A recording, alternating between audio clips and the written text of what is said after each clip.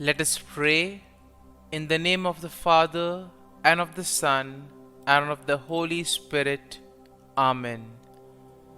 O Jesus, through the Immaculate Heart of Mary, I offer you my prayers, works, joys, and sufferings on this day for all the intentions of your Sacred Heart, in union with the holy sacrifice of the Mass throughout the world, in reparation for my sins, for the intentions of all my relatives and friends, and in particular for the intentions of the Holy Father.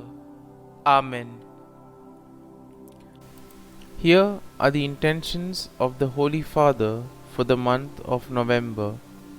For the Pope, we pray for the Holy Father as he fulfills his mission. May he continue to accompany the flock entrusted to him with the help of the Holy Spirit. Our Father, who art in heaven, hallowed be thy name. Thy kingdom come, thy will be done, on earth as it is in heaven. Give us this day our daily bread, and forgive us our trespasses, as we forgive those who trespass against us. And lead us not into temptation, but deliver us from evil. Amen. Hail Mary, full of grace, the Lord is with you. Blessed are you amongst women, and blessed is the fruit of thy womb, Jesus. Holy Mary, Mother of God, pray for us sinners, now and at the hour of our death. Amen. Glory be to the Father, and to the Son, and to the Holy Spirit, as it was in the beginning, is now, and ever shall be, world without end. Amen. My dear friends, as we gather in the presence of the Lord, as we begin this new day, let us thank the Lord first and foremost for the gift of this day. Very often in life, we realize that we experience many things, we get many gifts, but we do not appreciate them. Similarly, when we look back at our lives, right from the time of our birth until now, there may have been numerous blessings, numerous gifts that we have received. But sometimes because of our busy schedule, sometimes because of our carelessness, we often fail to thank the Lord for the blessings, for the graces that we have received. And therefore, as we spend this time with Him in the morning, as we offer this day to the Lord, let us begin with an attitude of gratitude. Let us thank Him for all the things that He has done for us, that He is doing for us, and which He will continue to do for us in the future. And therefore, my friends, let us first and foremost begin by thanking the Lord for the gift of life. Lord, we thank you for giving us this day, a new day, to experience your love, joy, and mercy. We thank you for giving us another opportunity to correct some of our errors and our mistakes. Lord, we also thank you for the various opportunities that you have given us. Opportunities to work on our talents, opportunities to complete some other tasks. Lord, we also thank you for the gift of the people in our lives. We thank you for our parents, friends, relatives, near and dear ones, and all those who play a very important role in our lives. Most importantly, Lord, we thank you for those people who have dedicated their time and energy and have helped us become who we are. It is because of the dedication, of the effort of these individuals that we have become who we are. And therefore, Lord, we ask you that you bless them abundantly. Lord, we also thank you for the numberous experiences that we have had. There have been some very good experiences which we will always cherish. But there have also been experiences that have been difficult, that have not been very easy. And therefore, Lord, we thank you for those experiences as well, because they have taught us a lot in life. These difficult experiences have helped us become better individuals. It has helped us to become stronger. And therefore, Lord, today we offer up to you everything, our difficulties, all our worries, and we place them at your feet. Lord, you said, come to me, all those who labor and are tired, and I will give you rest. All of us long for peace, all of us long for rest. And therefore, Lord, we come to you, knowing that you will give us rest, you will give us peace of mind, heart, and body. And above all, that you will guide us in whatever we do.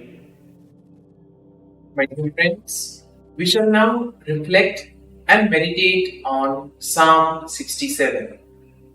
Now, Psalm 67 is a psalm of praise and a prayer for God's blessings to be extended to all nations.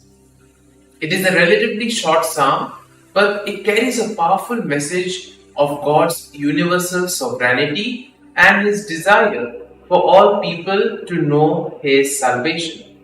Now, the psalm can be divided into three main sections. The first being a plea for God's blessing, which can be found in verses 1 to 2. Then you have a call for the nations to praise God, and this can be found in verses 3 to 5. And finally, there's a declaration of God's ongoing blessings, which we find in verse 6. Now, verses 1 to 2 go like this. God, be merciful to us and bless us, and cause His face to shine upon us, that your way may be known on earth, your salvation among all nations. And here we see that the psalm begins with a plea for God's mercy and blessings upon His people. Now the psalmist asks for God's favor to shine upon them, with the ultimate goal that God's way and salvation would be made known to all nations.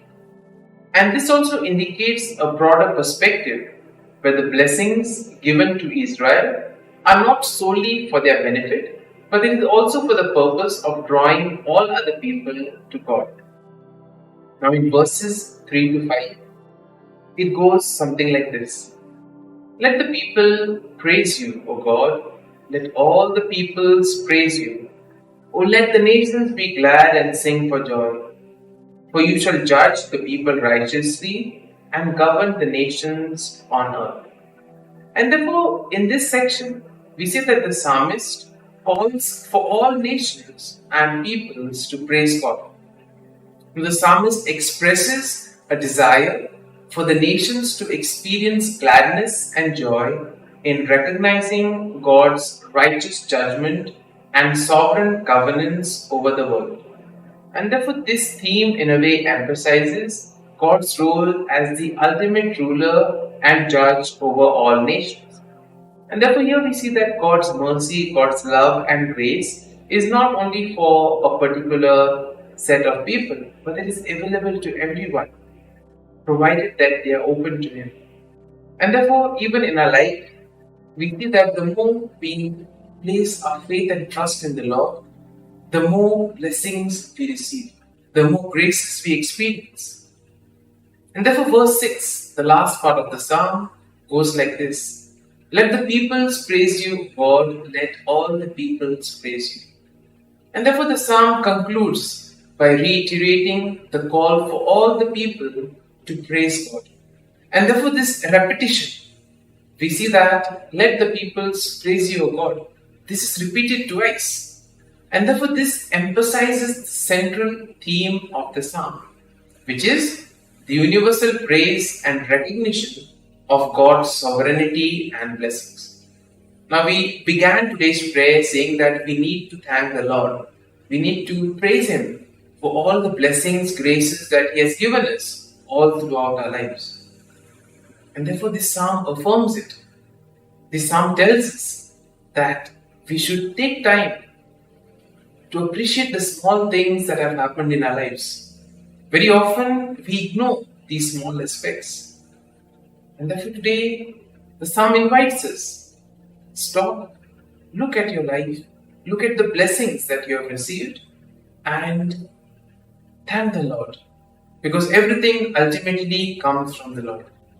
And therefore, my dear friends, overall, Psalm 67 is a succinct but profound psalm that expresses the psalmist's desire for God's blessings to be extended to all nations and for all peoples to praise God.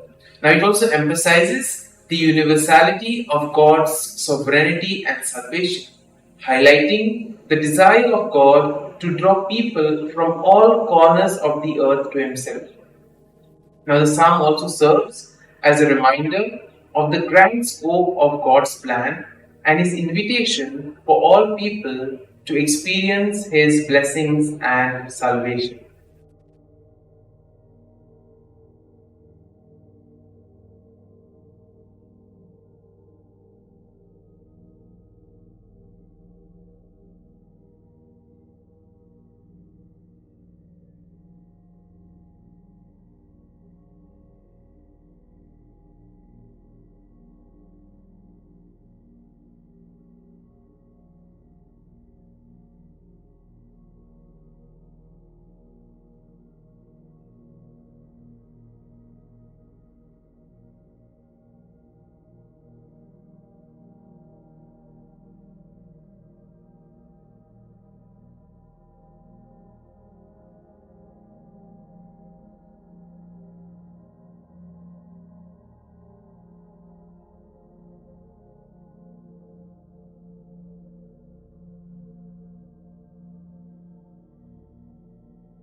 Pray to Saint Michael the Archangel for protection.